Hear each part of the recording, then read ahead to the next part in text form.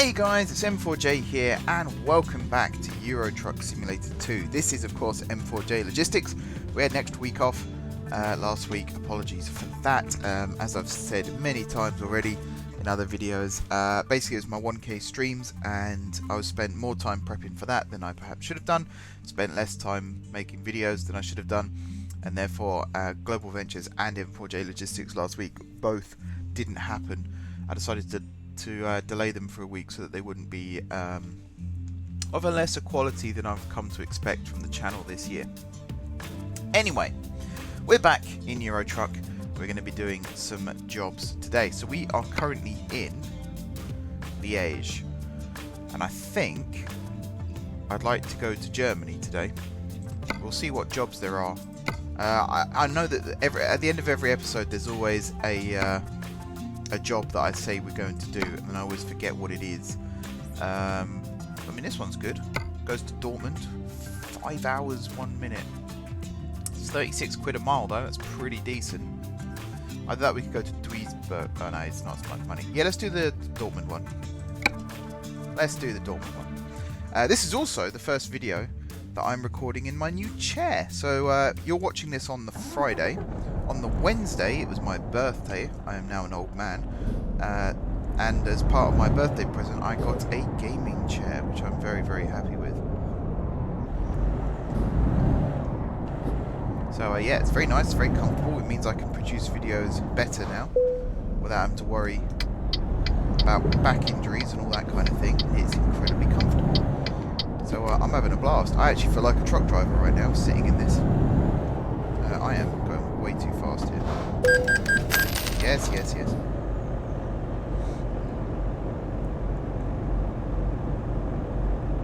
Wait, where am I going? Oh wow, okay. It is still Liège. That's a bit misleading though. It's an hour away. I'm just going to drive manually there. I won't switch on cruise control. Even though I can now reach my keyboard. Which is also a good thing. Let's try not to flip the truck though.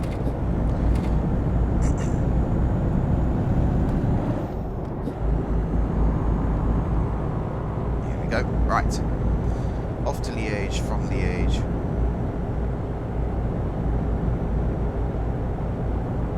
I think it's like the industrial part of Liège, this bit.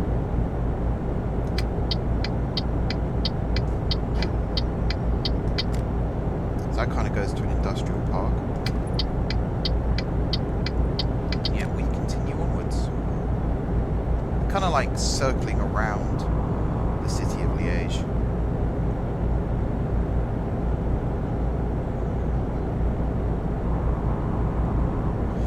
Alright, conversation topics for today then. So basically, the 1K streams were really, really good, really successful, very, very happy with that. The quality of the questions that were asked were awesome, really enjoyed those as well. And I like the fact that I was able just to sit down with my most loyal viewers. Because, I mean, people dropped in and out all the time, that was fine, but I noticed there was a trend of the same people coming in for all the streams, and I'm really, really grateful for that, believe me. One of my concerns, even now, you know, I've been doing YouTube 6.5 years, 1,000 subscribers. I don't know what happened there. It's like I lost all traction. That's really weird. What was I saying? Oh yeah. So 1,000 subscribers, you'd think I'd be pretty comfortable sort of doing 1K streams, but I still get this like inner anxiety of I do these streams and no one watches. And that kind of happened on the Monday, but the Monday had lots of technical issues. So the app that I use now to stream to YouTube and Twitch at the same time is called Restream, and I didn't really know how to set it up properly. So it was my error, a lot of it. I thought I was setting it up correctly, whereas in actual fact I wasn't. So that was one of the reasons why that stream didn't go too well. I think there's some issues with the chat as well. I think 2 people turned out in the end to watch it, and again, to those guys, thank you very much for watching. Oh, 19, got to do 19. Really slow. So that was really good. Then the Wednesday, the train sim stream, that was really, really fun. Even though the game kept crashing, I never saw the end of the scenario. sadly. Who knows? There might have been fireworks and all kinds of things at the end. I doubt it very much, but you never know. And then the Thursday Open TTD, that was as always the most popular stream. And then the Friday one couldn't happen for various reasons, and again I apologise for those. But then the Saturday Football Manager, I wasn't expecting many people to actually turn out for it, but a few people did. And it kind of goes in with what I was saying in the Thursday stream of, even though it's football, and you might not be interested in football, if I'm interested in a content creator, I'll watch all of their stuff regardless of whether I think I'd like the game or not. Because chances are, it might surprise you. And, you know, I talked about my favourite content creators on YouTube, and a lot of them play games that I don't particularly like, but I enjoy watching them play it. And there's a whole market these days for, you might not like to play a game, but you might enjoy actually watching someone else play it. And it's particularly games like The Last of Us and Uncharted. I don't particularly have an interest in playing those games, but because of the style of the story, because it feels like a movie, I actually enjoy watching other people play them. It's a really weird thing. And I know when I do the XVI podcast, I mention that, and the guys there sort of go, "Oh, I never really considered that." But it's fun. I enjoy it. It's a lot of fun. So yeah, the 1K streams, really happy with those, and there's 2 more happening this weekend, in fact. So originally the Friday stream had already been rescheduled for tonight, actually, while you're watching this.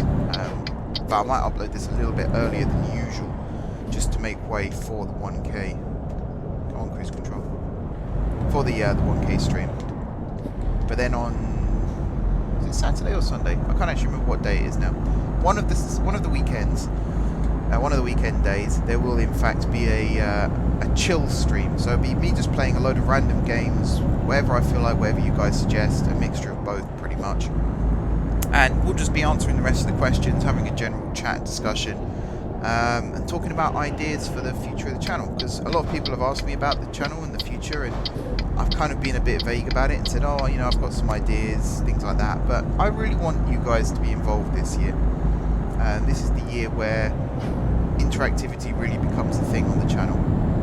So I want people to have as much of an input as possible. And if there's any games in particular, wow, this is really slow. If there's any games in particular that you guys want to see me play, now's the perfect time to suggest them. But yeah, bring your ideas along to the stream on over the weekend. I think it's Saturday. I think I said it for Saturday, because I remember when I was setting it up, I was thinking about when does match of the day start, things like that. So I think it's like a 3-hour stream on Saturday evening. And who knows, I might even play some Siege as well. If the guys want to play Siege, I might jump on with them and make it part of the stream. But streaming is something I want to get back into a lot more regularly. The once a week Open TTD stream as a test bed. I'm bailing. My guy needs sleep. Yeah, the Open TTD streams were like a test bed for, can I do streaming again as a weekly thing? And the answer is yes, I can. So I'm really happy with that. Rest. So now I'm going to expand that out into some more series. So things like Football Manager, that's going to become a weekly stream. I might try and do a stream of Siege or something like that, where it's more multiplayer based, because I want there to be an opportunity for you guys to join in as well. Open TTD will be part of that. I am really leaning towards the idea of inviting people onto an online game and using the infrastructure sharing patch, but it will only be open to patrons. So if you want to be able to do that, you have to support me on Patreon, because you know everything has a catch these days. Another new addition to the M4J platform as a whole. You have to excuse me, I'm stretching here. I'm not used to being in this much comfort, so I have to keep my muscles active.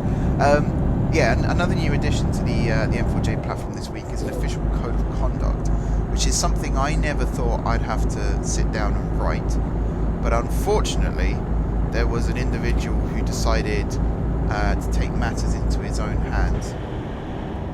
And I don't like that. To put it simply, I don't like that. If I open the floor to suggestions, then that's me trusting my audience, you know, you guys to help run things, to help you know, come up with ideas, be active, be part of the community, and actually feel like you have an input. That's the important thing, is to feel like you have an input.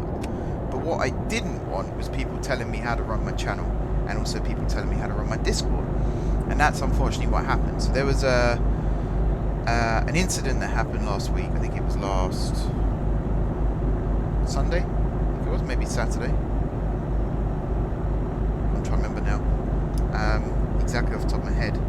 It escapes me right now. But anyway, there's something happened. And basically, I've had the same rules in the entirety of my channel, which is no deep political discussions, no political debates of any kind, and no...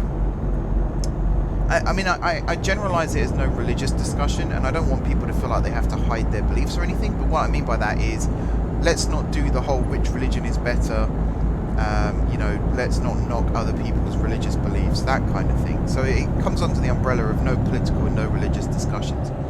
And the reason I have those two rules is not to censor people, but it's more the fact that those are the two most contentious subjects that people can talk about at the moment. And I don't want people to feel like they're getting judged, and I don't want people to judge others based on their beliefs. So I know for a fact that my political leanings are different to other people's political leanings who watch the channel, and even amongst my friendship group. And occasionally, you know, as friends, we might have a little discussion here and there, but when it becomes obvious that we're not agreeing on things, then we change the subject. So the easiest way to avoid that kind of thing and avoid fallouts is just to ban it. Say it's not really something that I want to endorse on the channel. That's always been a rule, and I've always reinforced that rule. But last week, things got a little too political for my liking, so I just put out a message saying, hey guys, do you mind if we change the subject? And one person took real objection to that and started telling me how to run my Discord, which I took real objection to, because I've spent 6.5 years building this community, and it doesn't matter whether you've been watching me since day one or day 1001. At the end of the day, if I have a decision based on my platform that I've built, I would appreciate it if you guys respected it.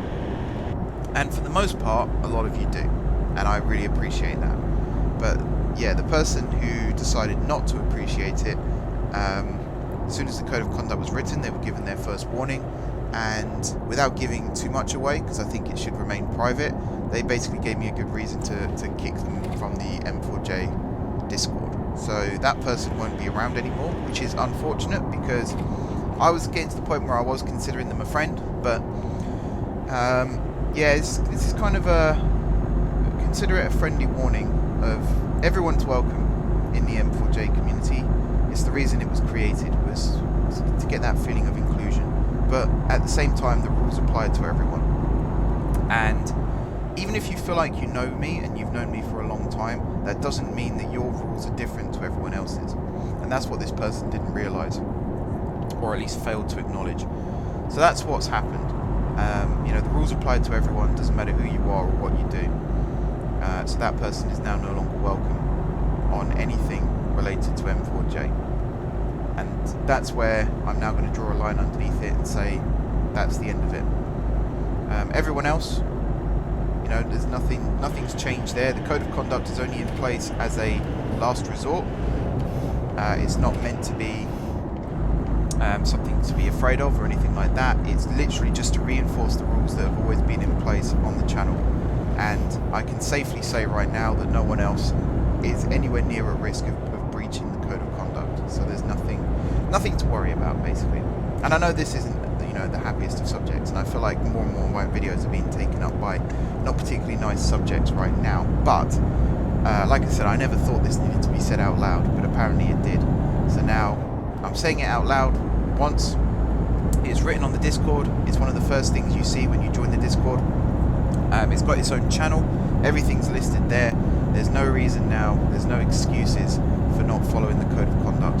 And as I've said many times in the blog post and in all the discussions on Discord, ignorance is not an excuse, because it's always been the same since the very, very beginning. I've just realised you guys probably can't hear a word I'm saying. I know the game volume's just been muted. That's because I am turning down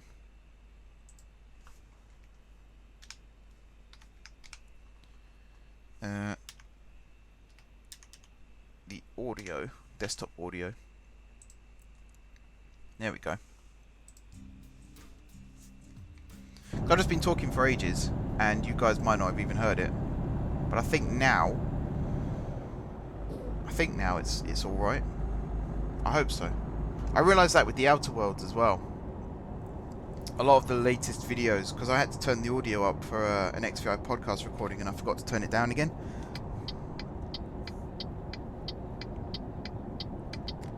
I hope it's okay. We'll find out. We will find out. But yeah, on to happy stuff. So the 1K streams were also a test bed, and a lot of people have been offering really good suggestions for the channel. One of which was a question from, I think it was James, who asked about are Q&A streams and Q&A videos going to become a regular thing? And the answer is yes. And that's basically what this channel is. So if you have any questions to do with the channel, if you have any feedback, comments, that kind of thing, it doesn't just have to be questions, it can also be other ways to have input.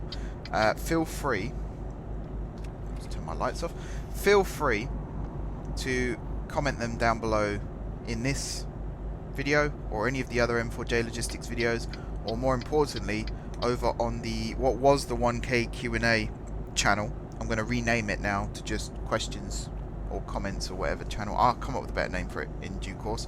But yeah, that'll be the go-to place mainly for any questions and things like that in the future. But yeah, I want to make it a regular thing. I know that you guys have lots of questions and ideas that you want to share, and that's perfectly fine. I'm more than happy to go through them all. And there's still, at this point in time, there's a buttload of questions I've still got to go through from the previous Q&A stuff. So believe me, they will all get answered as well. Even if I don't get through them on stream, I will answer them all in this series of videos. So they will all get answered. And the good thing is, no questions have been cut. There wasn't anywhere I looked at and thought, oh, that's not very good, I'm not going to answer that one. They've all been added to the list. It was literally a copy and paste onto the Google Doc. And yeah, as I said, they're really good questions. I think they're really, really good questions. They're exactly the kind of questions that I would ask one of my favourite content creators. So as I said, big thanks to everyone who's supported the channel. Oh, I should find a fueling station. Isn't it fortunate there's one just around here? Big thank you to everyone who supported the channel over the last few years, and everyone who supported the channel, particularly over the last 12 months as well. Trying to get to 1K was excruciating at times. Plus the incident where I nearly quit YouTube as well. Thank you to everyone who helped me get through that, and we are where we are now because of all of that. Alright, this is going to cost me an arm and a leg. This is also going to take ages by the looks of it. Come on. This is a really long journey. We've had to stop to sleep. We've had to fill up with fuel.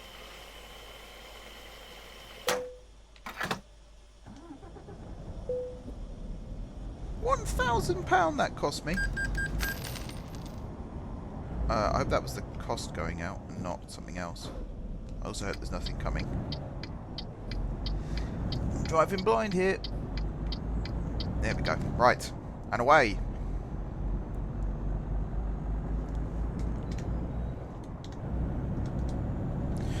Okie dokie.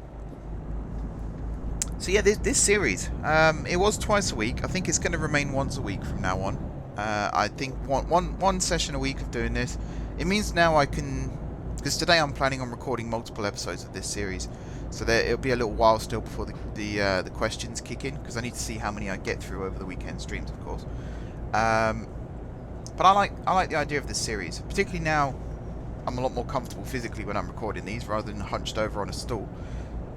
I feel a lot more comfortable sitting down and recording these videos, so I'm happy to do them in bulk. Maybe if I record enough, it will go back to twice a week, Mondays and Fridays. But we'll see. We will see. But let me know, guys, do you like Euro Truck? Do you like other simulator games that you think I could play on the channel? I'm trying to avoid Flight Simulator at the moment, because that is a lot of work, just trying to learn how to fly a bloody plane. I've tried it in the past, and basically I think I did like 5 episodes, and each one was just trying to get autopilot to work properly, and then trying to get the plane to land itself. Which in real life, you know, you're obviously a trained pilot, so you know what you're doing, but you flick a few buttons and, you know, the, I've forgotten what it's called now. Is it ICS? CIS? I don't know. Something kicks in, where it lines up with the runway properly, and, you know, it can sort of adjust for crosswinds. It's very, very clever. You'd be surprised these days just how little a pilot actually does when it comes to flying a plane. And I'm not trivializing being a pilot. I still know it's an incredibly stressful job. But how autonomous aircraft are these days is just, I find it staggering.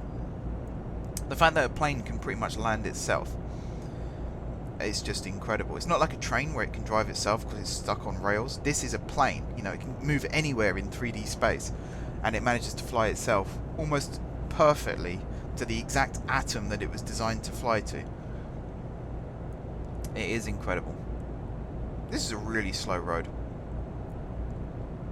It's saying 37. I'm doing 35.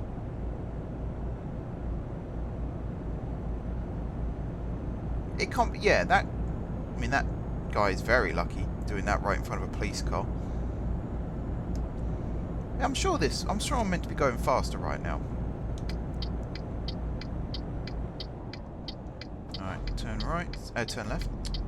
I do know which way is left and right, honest. So it looks like we're delivering to a quarry, and I'm a little bit worried because I've seen people in the past get stuck in these quarries. Fortunately, we're not trying to haul a trailer out, we're trying to haul one in. But even so, this isn't the most powerful truck. You see right now I'm struggling to get up this hill. See if cruise control can get me up. Come on, tick back over to 20. Tick back over to 20. You can do it. You can do it. Yeah. Just as we crest the hill.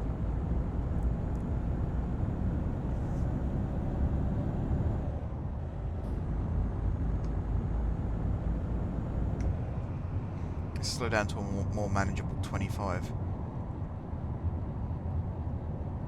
There's actual sleep spots here. I'm surprised by that. I'm very surprised by that.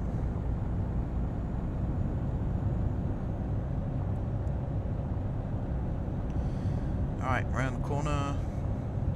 It's like a big spiral. And then the delivery spot should be directly in front of us. It looks like we don't actually have to drive down into the quarry, which is good.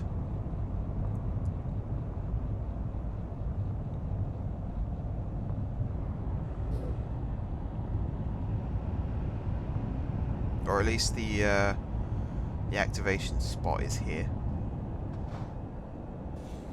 Let's just see where the delivery spot is.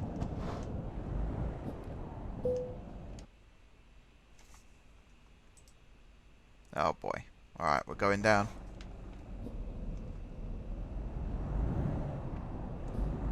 I think here. Oh no, I do have to go down. The map's a bit misleading because there's a road directly below. I don't know if there's any other traffic on these roads.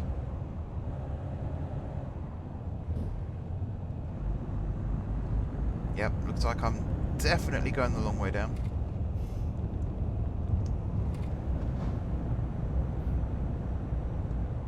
Alright, round here, left hand side. Oh crap, it was literally left hand side. Alright, hang on. Let's try that again.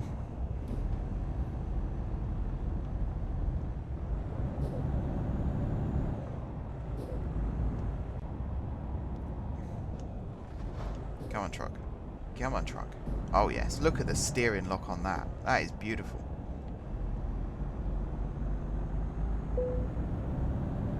Okie dokie. Go straight. Pull up slow.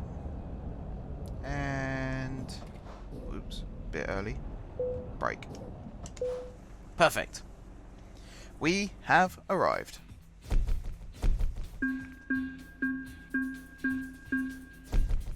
my 7 grand. Wow, lots of XP. What did I get all the XP for? Long distance delivery, high value cargo, and urgent delivery bonus. Okay, that's pretty good going. Right, so that's the end of this episode, guys. I'm immediately going to jump in and record the next episode, though, so fear not. There will be another one coming your way soon. Before I do that, I just want to check what my bank loan is again. So I need to pay off 83,000, and we're currently on 64,000. So we are so close. We are £19,000 away. So potentially 3 deliveries away from being able to pay off the loan, which is awesome stuff. But yeah, until next time, guys, thank you very much for watching. Don't forget to hit the like button if you enjoyed the video, and of course if you're enjoying the series, drop some comments down below with ideas for future episodes, and also if you have any questions or anything like that, head over to the Reddit community for the same thing, and Discord community, which is the go-to place really for all the questions and comments and everything, but anywhere of your choosing is fine. Besides that, if you haven't already subscribed to the channel, be sure to hit the subscribe button. If you have already subscribed to the channel, thank you guys for your continued support, and until next time, I will see you soon.